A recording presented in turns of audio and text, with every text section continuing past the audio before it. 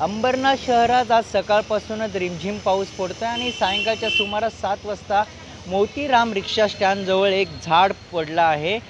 चिंचेचं झाड आहे आणि ह्या ठिकाणी जर बघितलं सायंकाळच्या सुमारास ह्या स्टँडवर रिक्षा नव्हत्या, त्यामुळे मोठी अपघात टळला आहे। आता अग्निशमन दल ह्या ठिकाणी दाखल झालं आहे आणि झाड काढण्याचं काम सुरू आहे। मात्र जर बाजूला बघितलं तर झाड पडल्यानं मधोमध झाड पडल्याने जी वाहतूक कोंडी आहे ती देखील ह्या ठिकाणी झाली आहेत।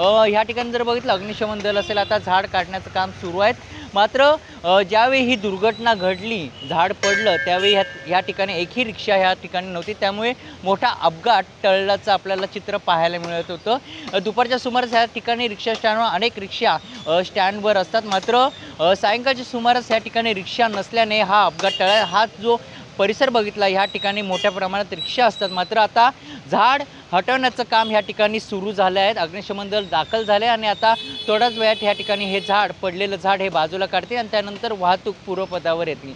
मयूर जाधव, TV9 मराठी, अंबरनाथ।